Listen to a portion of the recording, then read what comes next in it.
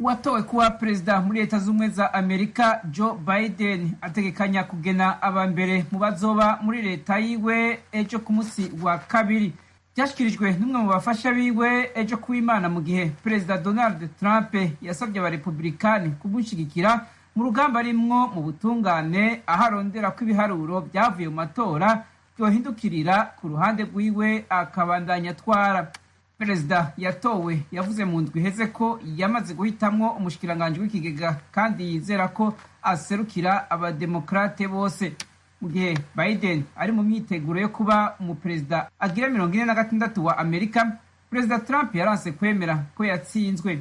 Ejo kuw'Imana uwo mutegetsi yabwiye abayoboke biwe yifashishije urubuga rwa Twitter ko hazoboneka amajwi menshi cyane yibwe, asaba abarepublikani kongereza inguvu mu rugamba arimwo. Ariko urugamba rwiwe mu butungane nta vyamwa ruratanga gushika ubu. Imanza zishika 34 yarazitsinzwe canke arazisokoramwo, cane cane mu mareta barwaniramwo amajwi menshi, ayo Biden asa n'uwatsinze. Umuryango w'ibihugu 20 bitunze kuruta ibindi ku isi vya G20 byaremeranije mu nama y'ejo ku munsi w'Imana ko bazokora utwigoro twose kugira urucanco rwa COVID-19 ruhabwe abantu bose ku isi. Ibi biri mu itangazo ryasomwe ejo ku munsi w'Imana ryasozereye inama y'imisi ibiri. Umwami wa Arabia Saudite Salman yuguruye iyo nama kuwa gatandatu asaba ibihugu vya G20 kwiyemeza ko urwo rucanco rugabanganywa ku rugero rungana ku isi. Umwami Salman ashikirije ivyo mu gihe ku isi yose hamaze kwandura abantu barenga 58 hamwe n'abababa umuriyoni n'ibihumbi amajana 4 COVID-19 umaze guhitana, nk'uko bishikirizwa na kaminuza John Hopkins yo muri Amerika. Umushikiranganji wa mbere wa Ethiopia yarahaye ikiringo ntarengwa c'amasaha 78 kuva ku munsi w'Imana inteko z'intara ya Tigre zizobe zishikanye canke zizokwibonereko mu kugabwa ko igitero sindamusiga ku murwa mukuru w'iyo ntara Mekele. Umushikiranganji wa mbere Abiy Ahmed yababwiye ko urugendo rwabo rwo gusambura ruriko rushika kw'iherezo, abasaba kwishikana mu mahoro. Yabibwiye indongozi z'umugambwe TPLF urongoye iyo ntara ya Tigre. Igisirikare ca Ethiopia kiri mu rugamba n'inteko zo muri Tigre kuva ku itariki ya 4 ku kwezi kwa11 igihe Abiy Ahmed yarungika abasirikare ba Ethiopia muri ako karere inyuma yo kubagiriza gutera ikambi yaho ya gisirikare. Abantu amajana baramaze kwasiga ubuzima, abandi bihumbi bahungira muri Sudani kuva ico gihe. Uruhagarara rwatanguye muri iyo ntara kuva ku itariki 9 z'ukwezi kwa9 nyene igihe iyo ntara yatunganya amatora inyuma yaho Abiy Ahmed afata ingingo yo kuyunguruza ku mvo zikiza ca COVID-19. Abagabo bitwaje inkoho barishe abantu 5 bariko barasenga bongera banyuruza 18 mu gitero bakoze ku musigiti mu gihe c'amasengesho mu buraruko bushira uburengero bwa leta ya Zamfara muri Nigeria. Umuvugizi w'igipolisi muri iyo ntara Mohamed Shehu yavuze ko abasuma b'inka bashikijana bari ku mapikipiki bacucaguye amasasu ku bayisilamu bariko barasenga mu mihana yitereye y'Idutsen Gari muri komine ya Maru, aho abanyagihugu bari mu masengesho yo kuwa gatanu. Abanyagihugu ariko bavuze ko abayoboke bangana 30 banyurujwe nabo bitwaje ibirwanisho. Uburaruko bwa Nigeria burakunze kubamwo ubwicanyi ukorwa n'imigwi y'abicanyi bibi bitungwa bakanyuruza abantu kugira babarekure bahawe amafaranga, ahandi bagaturira amazu inyuma yo kwiba ibifungurwa. Inahi Washington DC ni Eugenia Mukankusi basuhuza kandi mbaye ikaze makuru yacu ya mu gitondo. Mu gihe Uburundi bwifatanije n'ibindi bihugu kwizihiza umunsi mpuzamahanga wahariwe uburenganzira bw'umwana, abita ku bana bagendana ubumuga bufatiye ku bwonko, bavuga ko abo bana akenshi uburenganzira bwabo butubahirizwa haba mu miryango bavukamo cyangwa mu baturanyi. Ngo hari n'abibwira ko abo bana batabona ko barimo gukumirwa, ariko impuguke zivuga ko ari ukwibeshya, ahubwo ko bashobora gukurizamo n'ubundi bumuga bushingiye ku myifatire. Bajya abana baravyumva kandi birababaza. Wa mwana avuga bakamutenga bakaza bamusubira bimwe navuga ace yinumira, ubuntu bwe burahungabana kuko nuko barashobora kugira inyifato mbi nko kugumuka. Uwo ni Frere Jean de Dieu Ngiye wanonosoye inyigisho zijyanye no kuvura hamwe no kugorora abana bafite ubumuga bufatiye ku bwonko, akaba n'umuyobozi w'ubuhinga mu kigo cyo ku Mutwenzi, komine n'intara ya Gitega, cyakira kikanafasha bene abo bana. Mu bijyanye kandi no kurengera abana mu Rwanda, Sena yasabye leta gutangaza buri mwaka urutonde rw'abahamijwe icyaha cyo gusambanya abana kandi ibihano bahabwa bikiyongera.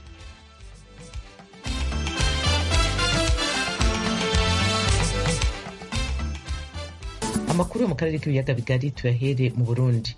Mu gihe Uburundi bwahimbaje umunsi mpuzamahanga wahariwe agateka k'abana, abita ku bana bagendana ubumuga bufatiye ku bwonko bazwi nk'abakebabwenge bavuga ko abo bana akenshi uburenganzira bwabo butubahirizwa haba mu miryango bavukamo cyangwa mu baturanyi. Inkuru Ijwi ry'Amerika bateguriye yifashishije abakunzi bayo, muragezwa na Desire Hatungimana uri Kigali mu Rwanda. Nk'uko bivugwa na Frere Jean de Dieu Ngiye yanonoseye ivyigwa bijanye no kuvura hamwe no kugorora abana bafise ubumuga bufatiye ku bwonko, hari igihe abana bafatwa nabi mu miryango bavutsemwo, bakanyegezwa, bakisangiza canke bagatazigwa amazina hafatiye ku bumuga bafise mu gihe botegerejwe kwitwa amazina abereye nk'abandi bana. Frere Ngiye n'umuyobozi w'ubuhinga mu kigo cyo ku Mutwenzi, komine n'intara ya Gitega, ikigo cakira kikongera kigafasha bene abo bana kugorora ubumuga bwabo. Kenshi hari nk'ivyo tubona ugasanga nk'umwana ntibamuha nk'izina, ugasanga nk'izina uwo mwana mu muryango bamuha izina rijanye n'ubumuga bwiwe, ugasanga ariko amwita ngo ni Kajisha, Urutwe. Mwana wese araryoherwa nuko bamuhamagara izina ryiwe. Dufate no ku karoro gasanzwe ariko bariko baramufungurira ku bijanye no gufungura ko nibyo vya mbere mu magara y'umwana, abandi bagafungura akavuga ngo baramusigariza, ukumva bavuga ngo ni ntahaga. Birasaba ku mwana atazi kurya ntanyo bakamugaba inshuro nyinshi kugira ngo nabakwize naho nyine ntibave bamuha ibidakwiye. Gasana umwana yama ari mu kigo, usanga umwana ntibanamuharura mu bandi. Uretse mu miryango no mu kibano, abana barakumigwa n'urunganwe rwabo kuko hari igihe babatunga agatoke kubera ubwo bumuga.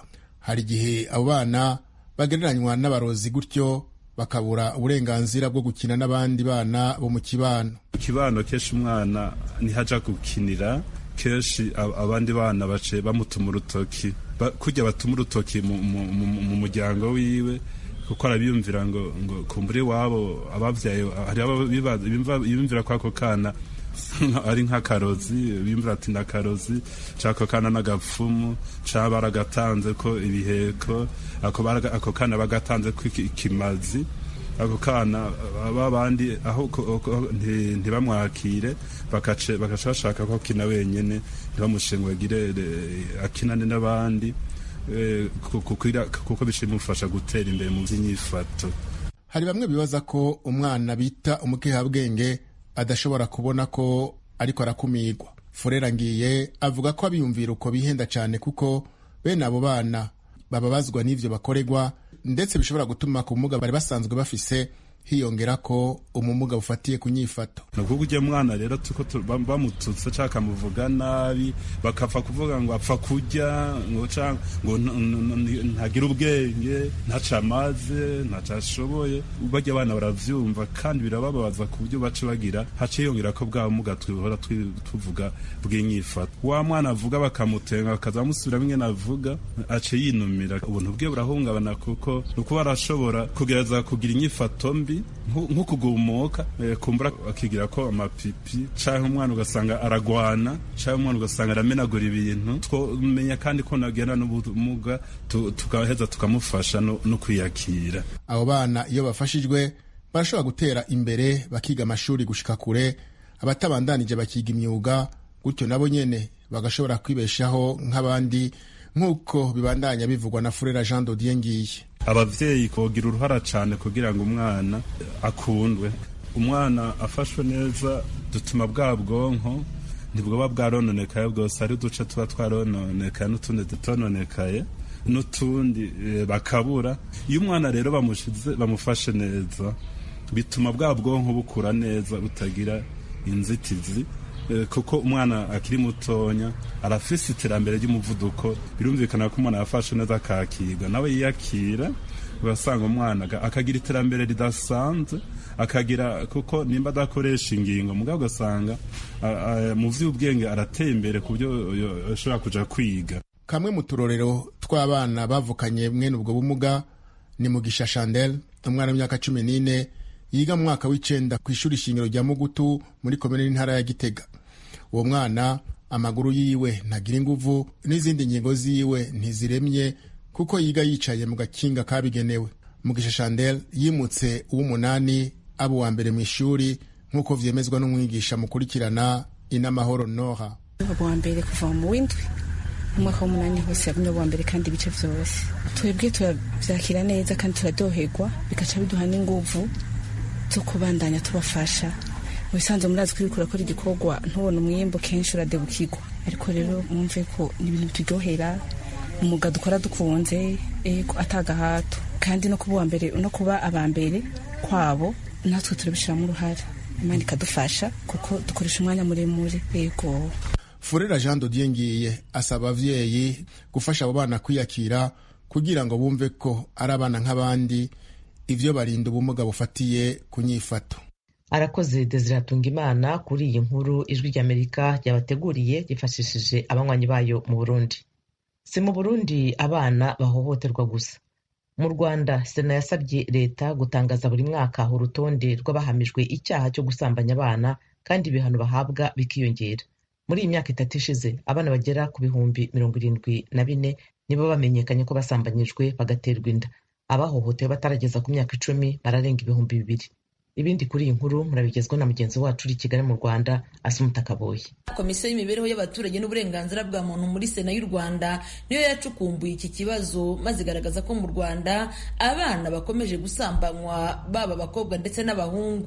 Mu ngero nke yatanze, Komisiyo y'imibereho myiza muri Sena yagaragaje ko kuva mu mwaka w'2019 kugera mu mwaka w'2000 abana basaga 7,000 aribo bagejeje ibirego ko basambanijwe ku gahato mu rwego rw'igihugu rushinzwe ubugenzacyaha RIB. Muri iyi mibare hagaragaramo abana bari munsi y'imyaka 10 bangana n'2,167, mu gihe abari hejuru y'imyaka 11 kugeza kuri 17 bo bagera ku 5,313. Ku rundi ruhande ariko imibare yatangajwe na Minisiteri y'Ubuzima igaragaza ko mu bana basambanijwe bakabyarira kwa muganga muri iyi myaka 3 bagera ku 74,000.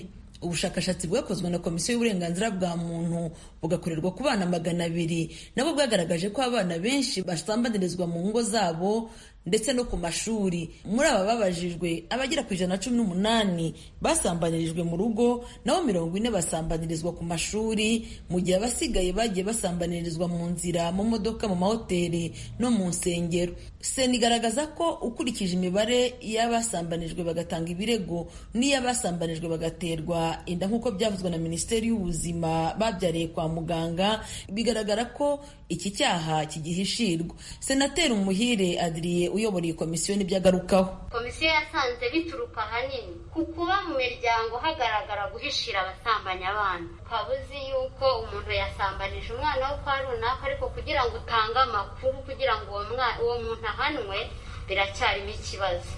Twabonye kandi hari abantu bagikemura iki kibazo binyuze mu bwumvikane, akabona ni mubyara w'umwana wamuteye inda cyangwa se ni umwana bafitanye isano arera wasambanyije uyu mwana, akanga kubivuga bakagikemura mu buryo bwo kumvikana. Iyo ugereranije rero umubare w'abantu bakora iki cyaha cyo gusambanya abana n'umubare w'abahanwa, usanga rwose umubare w'abahanwa ari mutoya.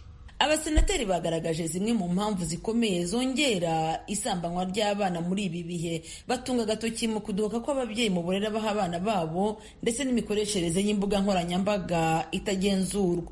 Uyu ni Senateri Uwera Pelagie na Senateri Uwizeyimana Evode. Iyo urebye nko kuri YouTube cyangwa za Facebook uburyo ziteye, nta buryo bw'ubwirinzi ku bana babasha kuba bazigeraho bazikoresha. Umuntu wese ashyiraho inkuru uko ashaka, ushaka kuyifungura nawe akayifungura. Mbona hakwiriye kujyaho uburyo bwo gukumira abana batarageza muri iki gihe cyo kuba bakwemererwa, nk'uko hariho amategeko abuza abana bataragira imyaka runaka kunywa inzoga, hakabaho n'ibituma abo bana batarageza icyo gihe badashobora kwakisesinga ku nkuru nk'izo ngizo. Kompiyuta yabaye nk'igikinisho umwana akinisha. Muri kwa kubura umwanya ko ababyeyi umwana baramusigira laptop. Murebe kuri YouTube urafungura ugahita ubona abantu bigisha uko imibonano mpuzabitsina ikorwa. Ibi bintu turabikontorora gute?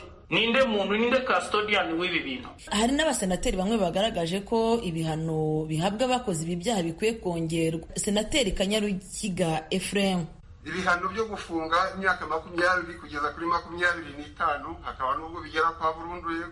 Ese imyaka 25 yaba wenda ari mike yakongerwa. Hari n'abafashe rero intera nini mu guhana gukomeza ibyaha, ngira ngo murabyumva. Hari n'abavuze ngo ufashe umwana ku nguvu bajye bamushabura. Zimwe mu ngaruka zagaragajwe n'abagiye bakora kuri iki kibazo cyo gusambanya abana bakiri bato zakozwe na Komisiyo y'Igihugu y'Uburenganzira bwa Muntu ndetse n'imiryango yita kuri iki kibazo, haza ku isonga ko umubare w'abana basambanywa bakiri bato usanga imyanya myibarukiro yabo yarangiritse, abandi bikabaviramo guterwa inda bakiri bato. Ubuhamya bw'umwana w'umukobwa wabyaye atarageza imyaka 17 bugaragaza ubuzima bubi yanyuzemo, burimo no gufungwa kuko yakuyemo inda. Turongera turabonana n'irinde ya kabiri, mbimubwiye nyine ambwira ko inda atariye. Ntekereza rero kuyikuramo ukoresheje imiti ya Kinyarwanda. Maze gukoresha imiti ya Kinyarwanda hashize nk'ibyumweru 2 bibaye, wa muntu nyine amvamo arabivuga. Umwana biba ngombwa ko bamukura muri toilette twe twamusize. Hari indirimbo ugira icyo kintu? Ndayigira cyane nk'iyo mbonye abandi bamama nyine bahetse cyangwa baza kunsura, ntabwo natinyuka kuvuga ati reka turebe umwana. Mu rwego rwo guhangana n'iki kibazo gihora kivugwa n'inzego zinyuranye, Sena y'u Rwanda irasaba guverinoma gukora no gutangaza buri mwaka urutonde rw'ab'inkiko zahamije burundu icyaha cyo gusambanya abana, kandi rukagezwa mu nzego zegereye abaturage, ndetse hagashyirwa mu mihigo y'ingo no mu mihigo y'inzego z'ibanze ingamba zo gukumira iki cyaha no kurandura burundu iki kibazo cyo gusambanya abana. Assumpta Kaboyi, Ijwi ry'Amerika, i Kigali. Muracyari kumwe na radiyo Ijwi ry'Amerika ivugira Washington DC mu Kirundi no mu Kinyarwanda. Tugeze ku mwanya w'amakuru ya siporo n'imikino. Turahera mu Burundi. Mu irushanwa rya basketball mu Burundi, ejo ku cyumweru nibwo hasojwe imikino y'igice cya mbere. Umurwi Kerne warangije iyo mikino udatsinzwe na rimwe. Kizigenza w'uwo murwi amenyesha ko byose biva ku ishyaka ry'abakinnyi bagize iyo kipe. Ni inkuru dushyikirizwa na Desire Hatungimana uri Kigali mu Rwanda. Kuri uno w'Imana umugwi wa Kerne watsinze Mutanga United ku manota 77-53. Uwo mugwi ucusozera inkino z'igice ca mbere ciganwa Fazale udatsinzwe na rimwe. Uwo mugwi mu misi yeze waharurwa mu migwi bayabaye uri mu yatangaje abakunzi ba basketball mu Burundi. Alvin Ninziza Kizigenza wa Kerne amenyesha ko atakintu kinini basumvye iyindi migwi bahiganwa atari ishaka riranga abakinyi. Nibaza ko hanini icakozwe nuko abakinyi bose bumva bawukora bo participa muri ekipe, bakumva ko bafise ico baterera, umwe wese afise ico aterera ku nguvu afise akazana kugira Kerne ishobora gutera imbere. Muri izo nkino zo gusozera ico gice ca mbere ciganwa rya basketball Bujumbura, Jimkana yatsinze Aigle Noir ku manota 79-53. Dinamo itsinda Muzinga ku manota 68-53, mu gihe Urunani rwatsinze New Star ku manota 59-58 mu rukino rutagoroshe na gatoya. No mu bigeme barakinye aho mu rukino rwari rwitezwe cyane Gladiators yirahiye Regazel mu kuyitsinda ku manota 68-52. Claude Ndayiragije amenyereza uwo mugwi aratubwira ico basumbije Regazel. Turamaze kubona ahantu kenshi bakunze kudutsindira tuva iyo batugirize ko press bayijeje kwinjiza panier. Twaragerageje kuvyiga mu ma entraînement, byaradusabye igihe, ariko naragerageje kubereka ingene dushobora gukasa iyo pressing baba bariko baragira. Hama n'ibintu vyo kwiprecipitar twabigabanyije kubera kenshi wasanga twiprecipitar ugasanga imipira barayidutwaye très facilement bakabona amawukazi yo kugira badutsinde. Naho twatravaye cyane, hama no kuri côté physique twaragize physique nyinshi. Turasaba bakiri bato twatravaye bagerageje gufata bajya ba eriye babo n'abamenere ko twararavye dusanga aba eriye babo cyane baradutsinda amapaniye menshi kurusha bajya bakinira munsi ya paniye. Alain Barutwa nayo amenyereza Regazel aremera ko barushijwe, akamenyesha ko hasigaye ko bikosora. Kuri kote ya Gladiators urabona yuko baturushije ishaka, baturushije combativite mu kibuga, bigeze barasha kuva ku munota wa mbere gushika ku munota wa nyuma. Amakontrema y'abakinnyi banje ubona yuko batanguye match timidma, hamwe ubona yuko binjira mu kibuga timidma, baguma bibaza ati biravayo, kumbe uri kuragombora hajya uti inguvu nyinshi. Cyo bituma memvelafe wabonye yuko bagaragaje faiblesse za physique. Ihiganwa rirabandanya, ni match ya mbere dutsinzwe, acyariho phase retour, tugiye kwikonsantra tuyikine neza. Mu mupira w'amaguru naho ihiganwa ryarabandanije ku ndwi ya 11. Inyuma yo gutsindwa na Burundi Sport Dynamique igitsindo 1-0, umugwi wa Olympic Star w'Imuyinga waciye utakaza ikibanza ca mbere vy'ifata kibanza biturutse ko Aigle Noir yari mu kibanza ca kabiri yatsinze Les Elephants ibitsindo 2-1.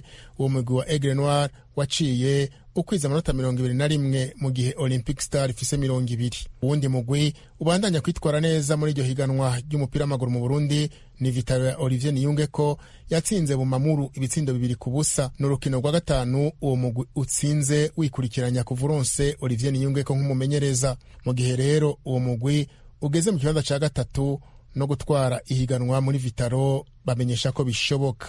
Desire Hatungimana, Kigali, Ijwi rya Amerika.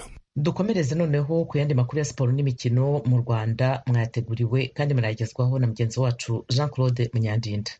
Mu mupira w'amaguru ejo bundi kuwa gatandatu habaye umukino wa nyuma muri shampiyona y'icyiciro cya kabiri. Ikipe ya Gorilla FC niyo yatwaye igikombe itsinze Rutsiro FC ibitego 2-1. Ni umukino wabereye kuri Stade National Amahoro i Remera. Aya makipe abiri Gorilla FC na Rutsiro FC yahuriye kuri final, ni nayo azazamuka mu cyiciro cya mbere muri shampiyona izatangira ku itariki ya 4 y'ukwezi gutaha kwa 12. Ku ruhande rwa Rutsiro FC, umutoza Gaspard Munyeshema avuga ko kubona uburenganzira bwo kuzamuka mu cyiciro cya mbere ari urugamba rutari rworoshye. Ndishimye cyane n'undi ari we wese kandi uretse nanjye n'undi ari we wese yakwishima gukora amateka nk'aya ngaya kuva mu cyiciro cya kabiri kujya mu cya mbere.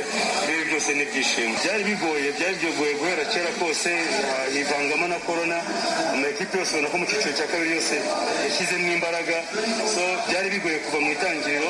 Umuyobozi w'ikipe ya Gorilla FC ari nawe wayishinze, umuherwe Yusuf Mudaheranwa, ashimangira ko ikipe ye izaba ihagaze neza mu cyiciro cya mbere. Ndishimye cyane ko buryo budasanzwe kuko ni ibikorwa twakoze, icyo twifuzaga ni ikingiki kandi tukigezeho. Ubu ngubu ikiriho ni ukureba aho dukeneye abakinnyi, muri soko ikipe ari nziza, abakinnyi dukeneye ntabwo barenze 3, hagati ya 2 na 3 kugira ngo dutangire, hanyuma kandi tugakomeza kuyitegura neza nk'abagiye mu cyiciro cya mbere, cyane cyane ko tutifuza kujya gusura icyiciro cya mbere ngo tugaruke. Mu mukino w'intoki wa basketball ejo bundi kuwa gatatu mu nyubako ya Kigali Arena i Remera hazatangira imikino y'amajonjora mu matsinda ku makipe y'ibihugu mu rwego rwo gushakisha itike yo kuzakina irushanwa rya Afrobasket naryo rizabera mu Rwanda umwaka utaha. Amakipe amwe namwe yatangiye gusesekara i Kigali. Amatsinda 3 niyo azahurira mu Rwanda, bisobanuye ko amakipe yose hamwe ari 12 kuko buri tsinda rigizwe n'amakipe 4. Itsinda A ririmo Repubulika Centrafrica, Repubulika Iharanira Demokarasi ya Kongo, Madagascar na Tunisia. Mu itsinda B dusangamo Senegal, Kenya, Angola na Mozambique, naho amakipe ari mu itsinda D ni Rwanda, Nigeria, Mali na Sudani y'Epfo. Itsinda E ryo rizakinira mu mujyi wa Alexandria mu Misiri, rikaba rigizwe na Misiri, Maroc, Cape Verde na Uganda. Imikino yo mu itsinda C yabereye i Yaounde muri Cameroon mu kwezi kwa kabiri, ihuza Cameroon, Cote d'Ivoire, Guinée Equatoriale na Guinée Conakry. Tunyarukiye mu mukino wo gusiganwa ku magare, umukinnyi w'umunyarwanda Moise Mugisha yarayegukanye isiganwa ryitiriwe Madame wa Perezida wa Cameroon Grand Prix Chantal Biya. Uyu musore usanzwe akinira ikipe yitwa Saka ya hano i Kigali yatangiye guca amarenga yo kwitwara neza muri iri siganwa ubwo yegukanaga agace karyo ka mbere kuwa gatatu w'icyumweru gishize, agaragaza ubudatsimburwa yegukana n'agace ka kane, akomerezaho kugeza ku ndunduro. Moise Mugisha arimo kwerekana ko afite ahazaza heza mu mukino wo kunyonga igare, dore ko ari we wegukanye umwanya wa kabiri mu isiganwa mpuzamahanga rizenguruka igihugu Tour du Rwanda muri uyu mwaka w'ibihumbi 2020. Abakinnyi 6 ba Team Rwanda bari baserutse muri iri siganwa Grand Prix Chantal Biya ni Moise Mugisha ari nawe waryegukanye, Didier Munyaneza, Samuel Mugisha, Joseph Areruya, Renus Uhiriwe na Patrick Byukusenge. Umutoza wayo ni Felix Sempoma. Yari Claude Munyandinda i Kigali. Inshuti banywanyi baradijwe rya Amerika, ibiganiro twabateguriye bigeze ku musozo. Tubashimiye cyane ko mwateze amatwi, nshimiye kandi abagenzi banjye bagize uruhare muri ibiganiro n'abamfashije kubibagezaho. Fasiri Gebeho niwe washyize hamwe amajwi. kuri mikoro mwari kumwe nanjye Eugenia Mukankusi. Tubasezeye tubifuriza amahoro n'amahirwe mwese aho muri hose, mukomeza kandi kwirinda icyorezo cya virusi ya korona. Tubararikiye n'ibindi biganiro bya radiyo yanyu Ijwi ry'Amerika. Nimujye kure ariko radiyo Ijwi ry'Amerika bagezaho ibitekerezo ku ngingo nyinshi zinyuranye. Iri ni ijambo ry'ibanze ribagezaho imigabo n'imigambi bya Leta Zunze Ubumwe za Amerika. Leta Zunze Ubumwe za Amerika n'Ubuhindi vyarateye igikumu ku masezerano mashasha yo gufashanya mu vyerekeye kwivuna abansi. Ayo masezerano yatewe kw'igikumu mu rugendo umushikiranganji ajejwe imigenderanire wa Amerika Mike Pompeo aheruka kugira mu Buhindi ari kumwe n'umushikiranganji ajejwe kwivuna abansi Mark Esper. Ayo masezerano azorekurira igisirikare ca Amerika n'ic'Ubuhindi gusangira amasanamu y'amakarata na satellite. Ivyo bikazokomeza ugukorana hagati y'ivyo bihugu bibiri. Mike Pompeo avuga ko Amerika n'Ubuhindi biko bikomeza gukorana hagati yavyo bifatiye ku bibazo biterwa n'umugambwe wa gikomunista w'Ubushinwa. Our leaders and our citizens see with increasing clarity that the CCP is no friend to democracy, the rule of law, transparency. Pompeo ati abayobozi n'abanyagihugu bacu batera babona neza kurushiriza ko umugambi wa gikomunista mu Bushinwa udacuditse na demokrasi, ubutegetsi bugendeye ku mategeko, gukorera mu muco hamwe n'uburenganzira bwo kugira uruja n'uruza mu mazi y'ibahari Pacifique, inkingi y'ubwigenge n'iterambere y'akarere gaturiye Indonesia na Pasifika. Umushikiranganji ajejwe kwivuna abansi wa Amerika Mike Esper avuga ko mu gihe amakungu ahanganye n'ikiza ca COVID-19 n'ibindi bibazo bijanye n'umutekano, ugukorana hagati ya Amerika n'Ubuhindi birakomeye cane kuruta imbere yaho mu mugambi wo kubahiriza umutekano n'iterambere ry'akarere n'amakungu. 15 years after the conclusion of the first U.S.-India defense framework, the defense ties between our two nations remain a key pillar of our overall bilateral relationship. Espe avuga ati nyuma y'imyaka 15 habaye amasezerano ya mbere gukorana mu bijanye n'umutekano hagati ya Amerika n'Ubuhindi. Imigenderanire hagati y'ivyo bihugu ni inkingi ikomeye y'imigenderanire rusangi hagati y'izo mpande zibiri.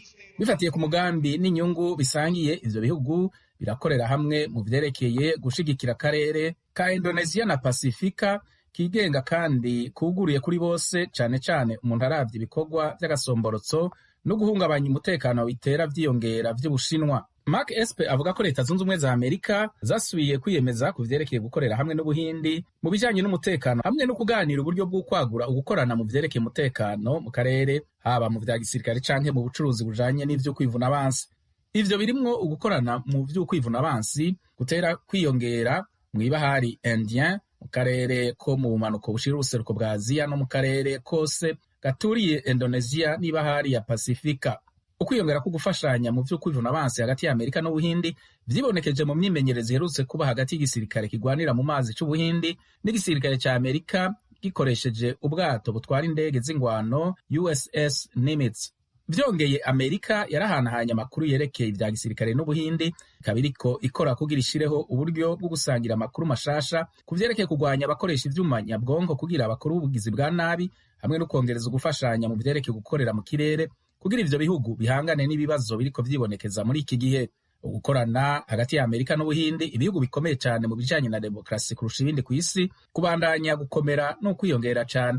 Iryo ryari ijambo ry'ibanze ribasobanurira imigabo n'imigambi vya Leta Zunze Ubumwe za Amerika.